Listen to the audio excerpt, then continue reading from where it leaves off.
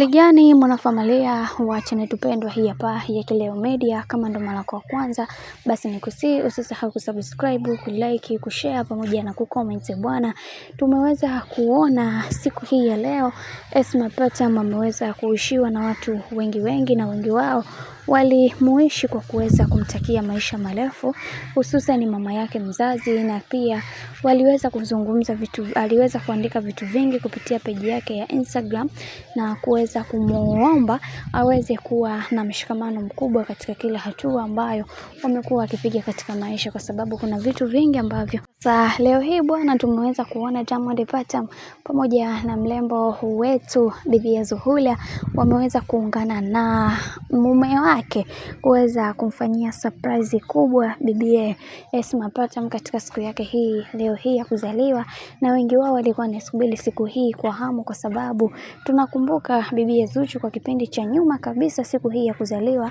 Esma Patam kulikuwa na madongo makubwa sana. Familia iliweza kupangala nyuka. Huyu anasema hili, Esma alikuwa anamdhihaki sana Bibi Zuchu mwaka uliopita, lakini kwa mwaka huu bwana tumeweza kuona familia zimeweza kuungana na kuweza kusherehekea siku hii ya leo. Mungu ndiye Mungu mkubwa kwenye hili, na hatimaye kila kitu kinakwenda kuwa sawa katika kila kipindi ambacho anachopitia Bibi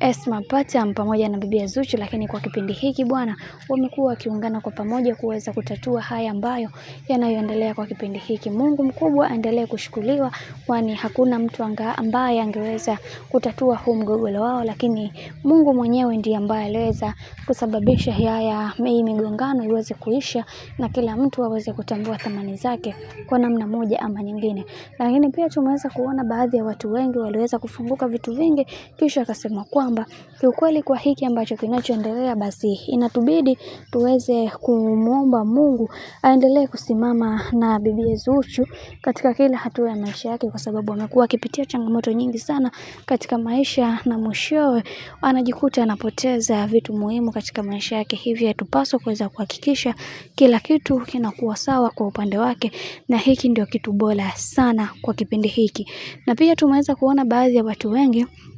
waliweza kufunguka vitu vingi, pia wakasema kwamba ugomvi wao umeshakwisha, sasa amani iendelee kutawala na kila kitu kitakuwa sawa katika kila hatua ya maisha ambayo watakayoweza kupiga. Bwana, mambo ni mengi sana kuhusiana na hili sakata zima, lakini mimi naomba nikusihi kitu kimoja, kama sio mwanafamilia wa channel tupendwa hii hapa